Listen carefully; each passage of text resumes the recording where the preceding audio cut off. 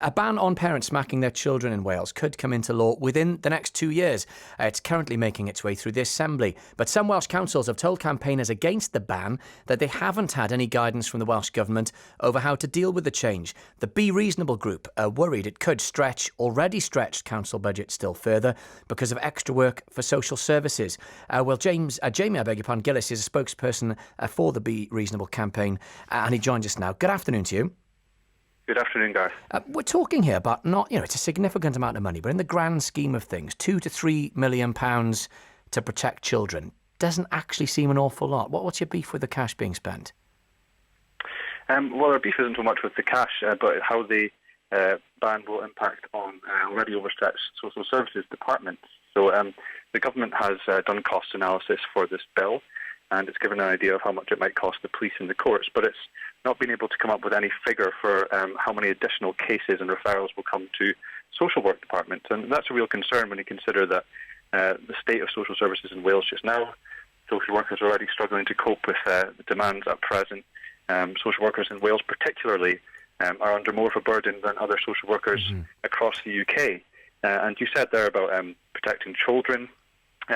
Our campaign would state that this legislation isn't really about protecting children. It doesn't give any additional protections to children from violence.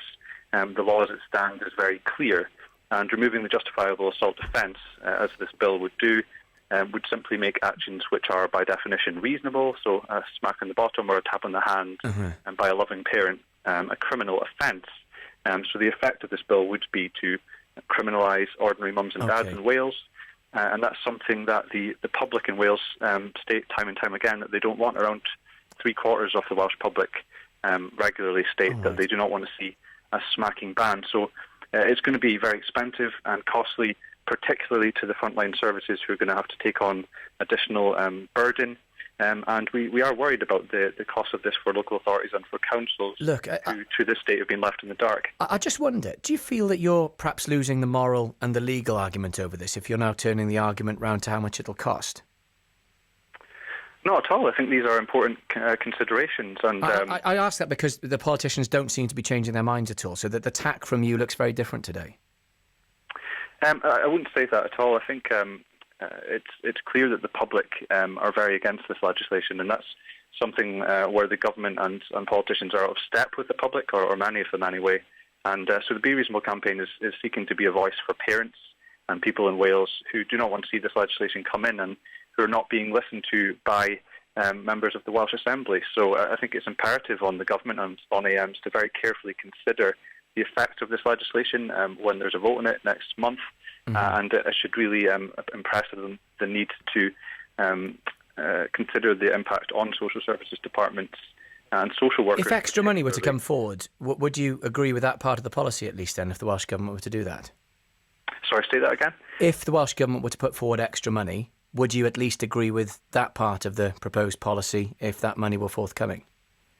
Well, look, we disagree with the policy altogether, but I suppose whether or not you support the legislation, it is important that the government are clear and give an idea of where additional funding will come from for councils, and the cost could be very significant. The government estimates that around 550 people a year will be caught under its legislation in the first 5 years, and social workers will be the people who are dealing with investigations in the first instance, and social workers are already... They do also anticipate no extra children, despite a peak perhaps in initial reports. There'll be no extra children getting involved in the care system, according to their estimates.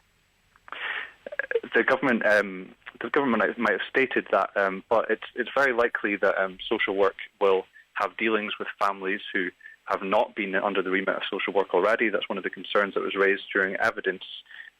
So, again, my point about this law not doing anything to protect children, but drawing in families who are loving, ordinary families that choose to use very, very light physical punishment, like that tap on the hand.